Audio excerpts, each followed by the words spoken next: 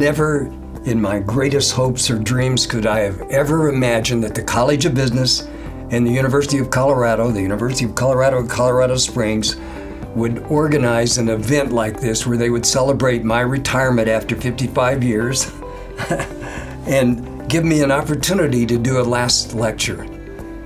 I'm just incredibly blessed and honored. There's no way but by the grace of God that I could have ever had a career like this, where I've gotten to do what I love to do. I got to teach what I love to teach.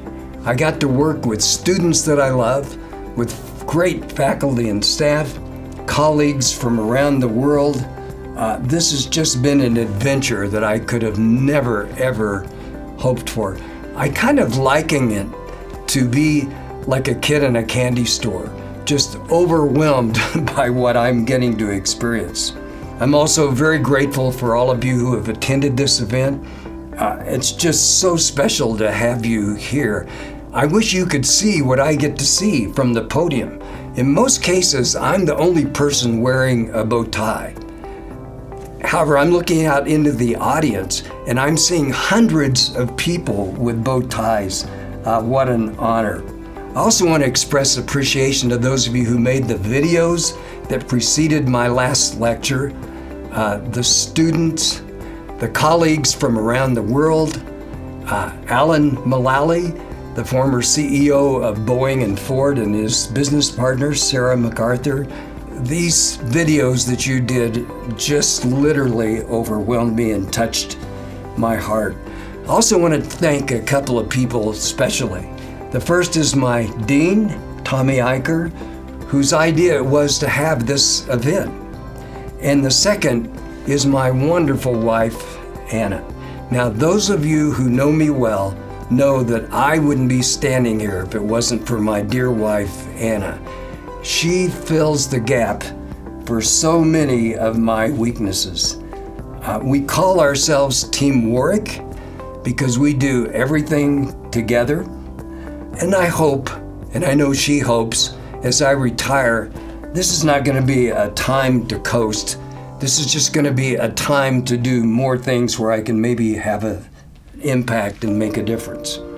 Now, my last lecture is quite simple, and yet I hope it to be very impactful. I'm going to have a theme.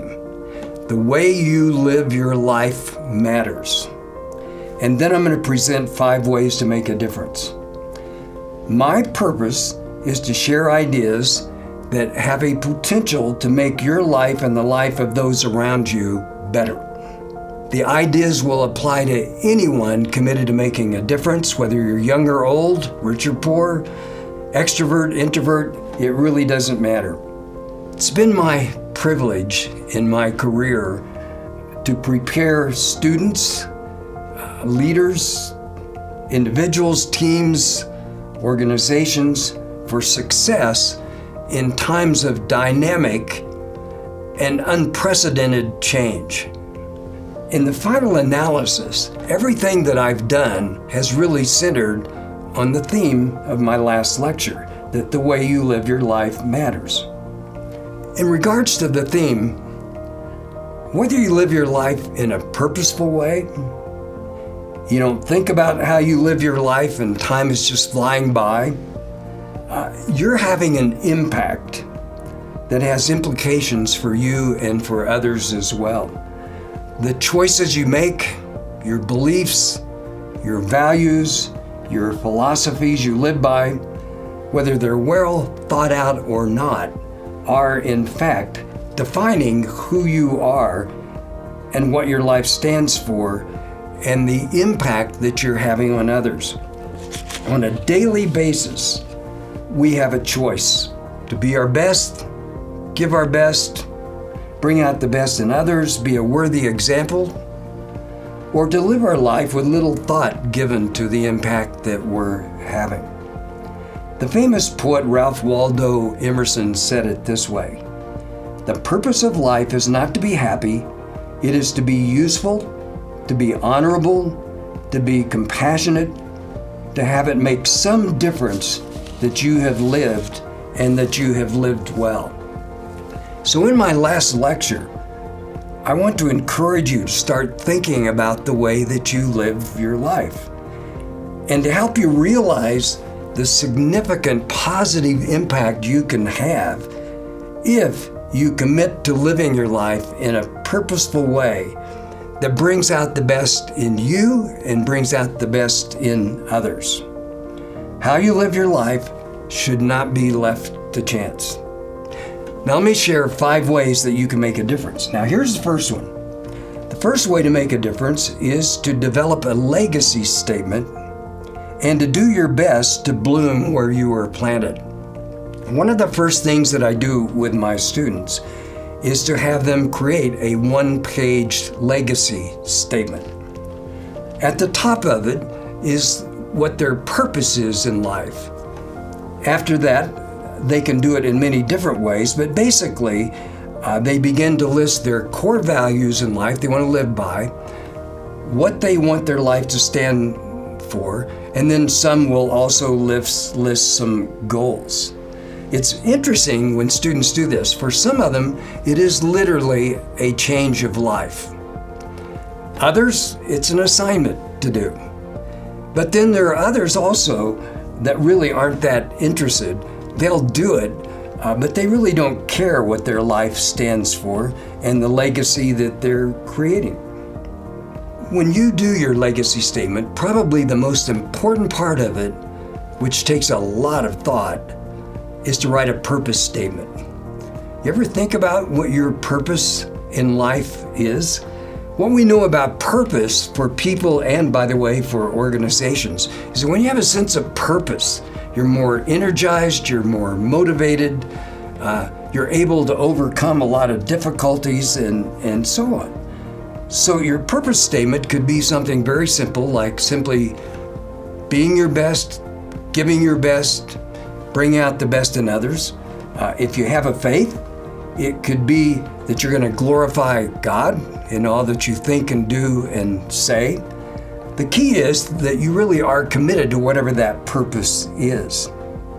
You may want to realize that whether you write a statement or not, you are in fact creating a statement by the way that you live. It'd be interesting for you to consider if somebody was to write a legacy statement for you today, just based on what they've seen in your life, what would they say? Would they say, you've been a wonderful influence and example, that you give your best, you always try to do your best?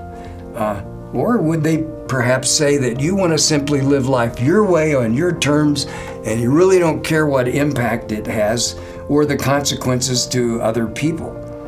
But whatever you do, whether you do it in a purposeful way and actually write a statement, or you just keep living, you are in fact creating a legacy statement. Now the second part of this first part for making a difference is to bloom where you're planted. What this basically means is that you're going to do your best to make the best of whatever circumstance you find yourself in. It's a way of thinking and living that will literally change your life. We have times in our lives when things are going well and good and we get wonderful blessings and experience success and peace and joy. And you're probably saying, boy, would I like to have those times. But there are also times that are very difficult, dark times, when we're walking through valleys and struggling and so on. It's okay that we walk through these times. It's part of life. And if you're going to commit to making a difference, it doesn't mean that everything's always going to go well. We are going to have these kind of hard times. But the difference is when you commit to blooming where you're planted, is whatever circumstance you're in, good or bad, you're going to give it your best. The problem is, if you don't do that, you're going to become a victim of circumstances and your life will be like a roller coaster, up and down, based on the breaks of the day. And you become literally a victim of circumstances and the discontent begins to set in and it can become a disease literally that affects your attitude, your moods, your behavior, and especially your relationships. Now, being committed to blooming where you're planted It's going to make you look good, but it's also much better for everybody around you. So don't get discouraged when you're down, struggling, discouraged. Just make the best of it, and it will be a win for you and for others as well. Now, the second way to make a difference, look for opportunities to create a Valentino Day and to bring out the best in others. The idea of a Valentino Day came when Anna and I were visiting a wound center every week for quite a few months. Anna had just had surgery, which probably was life-saving surgery, and the doctor who performed it was Dr. Daniel Valentino, who's a trauma, acute care, and general surgeon. As we went to the wound center, we noticed when we were there on Thursdays, everything was different. Finally, we were so curious, we started asking some of the staff, what goes on Thursdays? And they said, oh, it's a Valentino Day. We said, well, what do you mean by that? And they said, well, that's the day that Dr. Valentino comes in. And when he comes in, everything's different. He has this great attitude. He cares about everybody, cares about the patients. He wants us to work as a team for the good of our patients. He treats everybody with great respect. And so it's just different. So we all look for these Valentino days. So the question is, do you try to create Valentino days for people, getting outside of yourself and paying attention to them? In Dr. Valentino's case, he experiences a lot of horrible things, horrible injuries, loss of limbs, but he makes a choice to focus on the welfare of others rather than himself. By the way, if I could say so, another person who's really good at Valentino days is my dear wife, Anna. Now, I would guess most of you don't like to go on errands and go shopping. May I tell you, if you went with Anna, it would be one of the most fun times you could possibly have. She makes a point to get to know everybody. So when we walk into a restaurant, go to the cleaners, go to the grocery store, in most cases, somebody comes up and gives her a big hug and welcomes her there.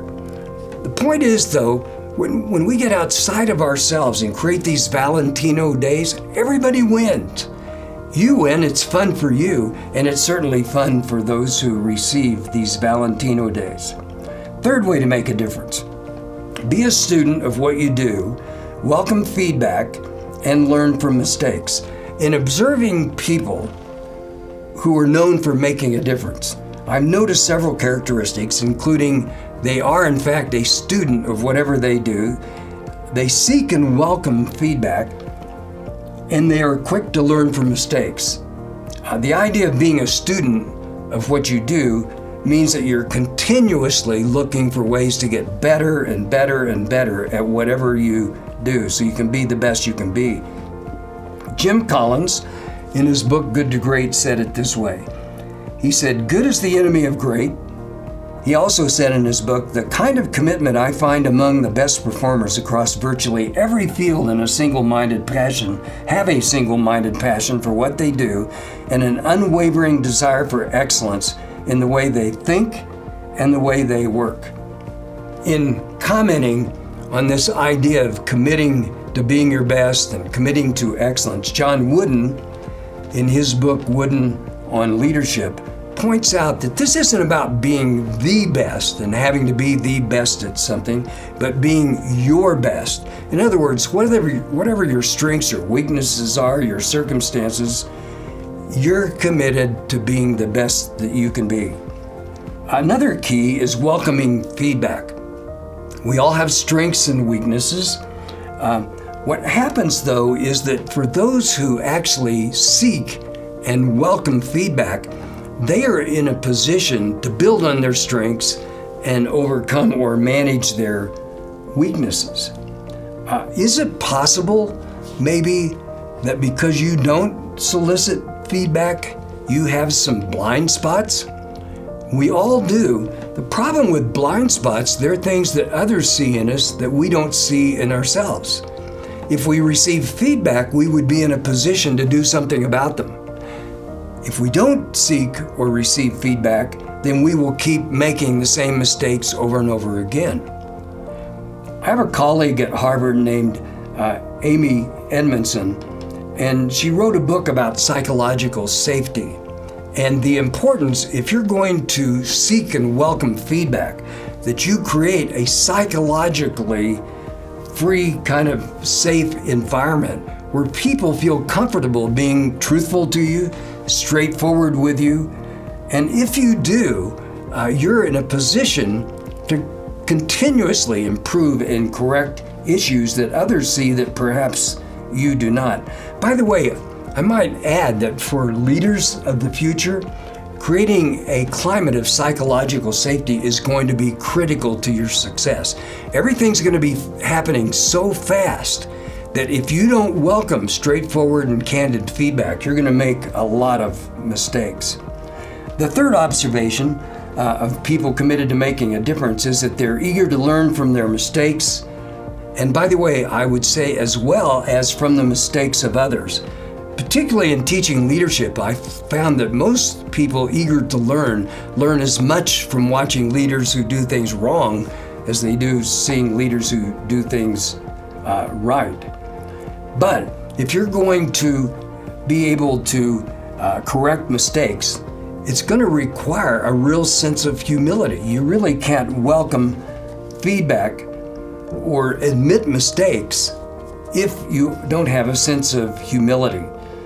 But suffice it to say that mistakes that we don't learn from are sure to be repeated.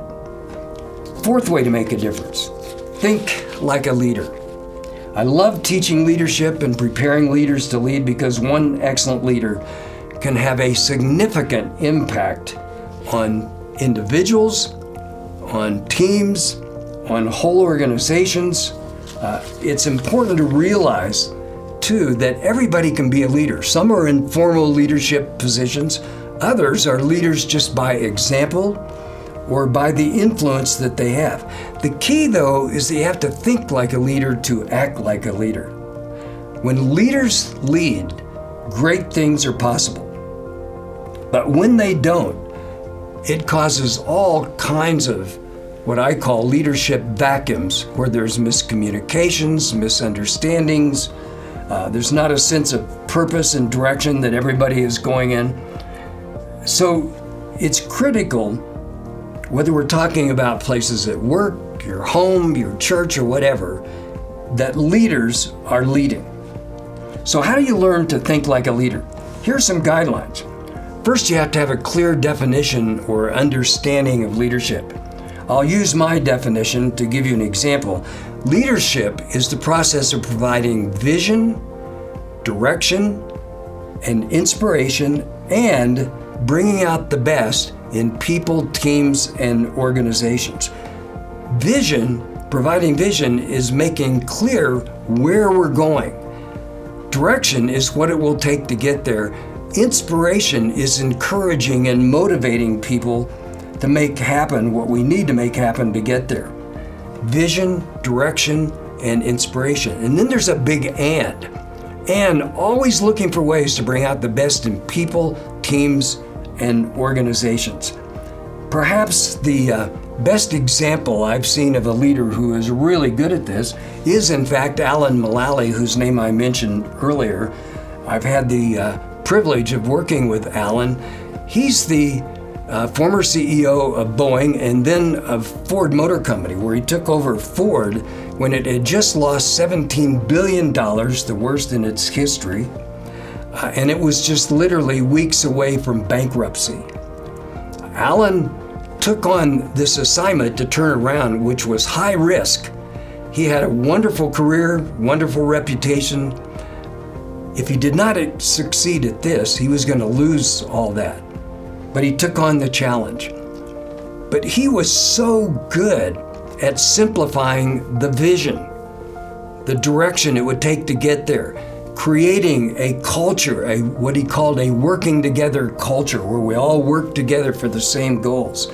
And he created an unprecedented momentum for change that has literally made him a legend, and some consider him one of the best CEOs ever in the United States and in fact in the world. Number two, good leaders need to assure that good management is taking place, but to realize you cannot manage an organization to greatness. It's leaders who are able to get people to achieve greatness. Number three, the best leaders have two characteristics in common. I bet you're interested to know what they are. In the book Good to Great that I mentioned previously by Jim Collins, Jim and his staff of almost 20 researchers studied 1,145 organizations to evaluate how many went from good to great, and then they studied the practices of these great companies to see what the patterns were. And by the way, there were clear patterns. And those patterns probably will remain the same forever. They were true of the past, they'll be true of the future. The principles that create success in organizations really have not changed. The environment in which we apply them has changed tremendously. So how many of the 1,145 would you guess made the cut of going from good to great? 11. That shows you, by the way, that there's a lot of talk about excellence and being world-class and that sort of thing. Few organizations do what it takes to get there. So in studying those 11, they discovered something about the leaders that was a very consistent pattern. Namely, there were two characteristics that made these leaders great. Here's what they were. Number one, they had a strong professional will. Now, what that really means, I'll translate it. They had a passion for excellence that's contagious. So characteristics one, a passion for excellence that's contagious. And secondly, they were humble. Now, that's really interesting because humility, as far as I know from being a student of Scripture, has been around for a long time. But it's only recent times that we actually started studying the importance of humility.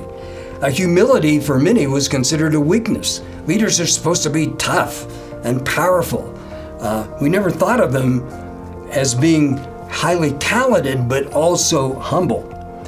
But humility makes it possible to be open with leaders, to be candid, to approach them, to tell them the truth. And this is absolutely essential in today's times of dynamic change. So you want to ask yourself, would this describe you? When people see you as a person, do they see you as having a passion for excellence that's contagious? Do they see you as humble and approachable, where they can tell you the truth? Number four, leaders take great care of their people, and their people know it. They know by the actions of the leader that that leader cares about them and will do everything possible to take great care of them.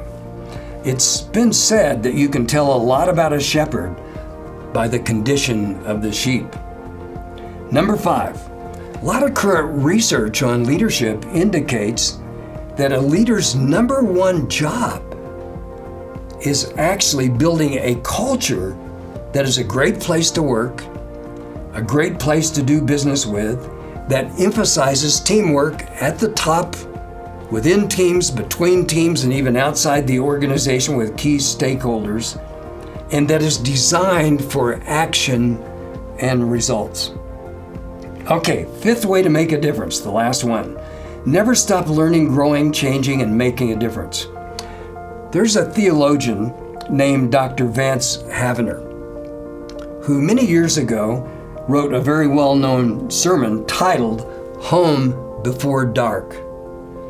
His point was how easy it is in our life as we get so busy and distracted by so many things to lose sight of our priorities, sometimes even our values, our purpose in life, and we start making bad decisions and leading our life in ways that undermine our legacy and years, perhaps, of making a positive difference. So the message here is that we need to be committed, no matter what our position is, what our age is, to continuously learning, growing, being willing to change and get better and better at what we do.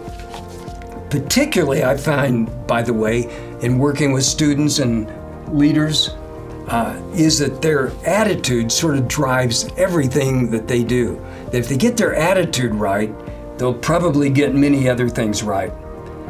Some of you may have heard this quote before by Dr. Charles Swindoll. Here's what he said about attitude. The longer I live, the more I realize the impact attitude has on life. Attitude to me is more important than facts. It's more important than the past, than education, than money, than circumstances, than failures, than successes, than appearance, giftedness, or skill. It will make or break a company, a team, a church, a home. The remarkable thing is we have a choice every day regarding the attitude we will embrace for that day. Now, some quick things that I want to mention to you about change, because you can change your attitude and many things where you can have a much greater impact in the way you live your life. Number one, own full responsibility for your behavior. When you make others or circumstances, the way you got the way you are, why you do what you do, responsible for your behavior, then nothing will change. But when you can own responsibility for your behavior, regardless how you got the way you are, or why you do what you do, you can change almost anything you're willing to change. Number two, give up your excuses. It's closely related to the first one, but excuses really are the cancer to change. As long as you can rationalize, justify, or explain away your behavior, you won't change. By the way, I tell my students, I personally only use high-quality excuses that convince me and others, but they don't change anything. Three, know what being your best looks like. I mentioned writing a legacy statement. If you can identify what it looks like to be the person you really want to be, you can work towards that goal. Four, make behavior a choice. It changes everything when you see behavior as a choice. A choice to be kind or angry, treat people with respect or disrespect, or to have a good or bad attitude. Is there a law that says when you are treated badly, you must respond badly? And then last of all, practice the behavioral chain reaction. This is a model I created early in my career, and it goes like this. The way you think determines the way you act. Actions that are practiced become habits. Our habits shape our character as a whole person, mentally, emotionally, physically, and spiritually, and our character shapes our destiny. So if you want to change something, you have to start with the way that you think. You have to be aware of the need for change, you have to commit to change, and you have to have a plan. Then you have to practice behaviors until they in fact become a habit. It's been said that for most behaviors, you can actually change many, if not most, in a month's time by practicing a new temperament, a new attitude, or whatever the behavior might be. Some of the more recent research indicates it may take as long as 2 months. Whatever the case, that's the key. You have to know what you want to change, have a plan, and practice the behavior till it becomes a habit. Here's the conclusion. In my conclusion, I can summarize most of what's been said in one sentence. You matter, and the way you live your life matters.